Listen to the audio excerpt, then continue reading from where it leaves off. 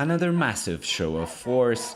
Tens of thousands took to the streets in the capital Bogota and around the country to mark the 8th day of anti-government protests. The demonstrations have already forced the government to withdraw a controversial tax reform and are now demanding action against poverty, rising inequality, and the police's brutal response to the protest.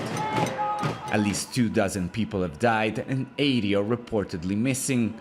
The country's human rights ombudsman blamed riot police for at least half of the deaths. We are fighting for our dead in our struggle against the government. They are killing us. We need help. We're scared to be out on the streets, but we're marching for change, for a better country. Pressured by the demonstrations, President Ivan Duque is calling for a national dialogue. But the leaders of the protests and opposition parties say they will not sit down until the president condemns the excesses by the police and agrees to negotiate with them. The army is responsible for the violent repression. The government needs to condemn the abuses before we talk. We also told the government that we don't just want to talk, we need to negotiate an emergency list of proposals. The ball is in their court. In the meantime, we will continue in the streets.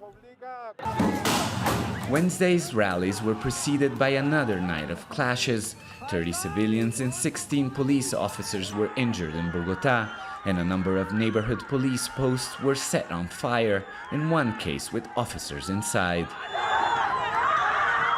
In a video, President Duque repeated government allegations that criminal gangs are behind the vandalism and looting, and said more than 550 arrests had been made. El vandalismo extremo.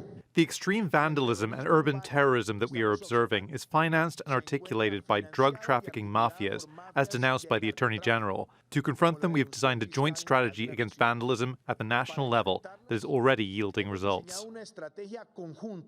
The majority of the protests have been peaceful, but the violent incidents that have occurred and the government's refusal to recognize the police's deadly response make the possibility of a fruitful dialogue mute, while the country braces for more protest and unrest. Alessandro Rampietti, Al Jazeera, Bogota.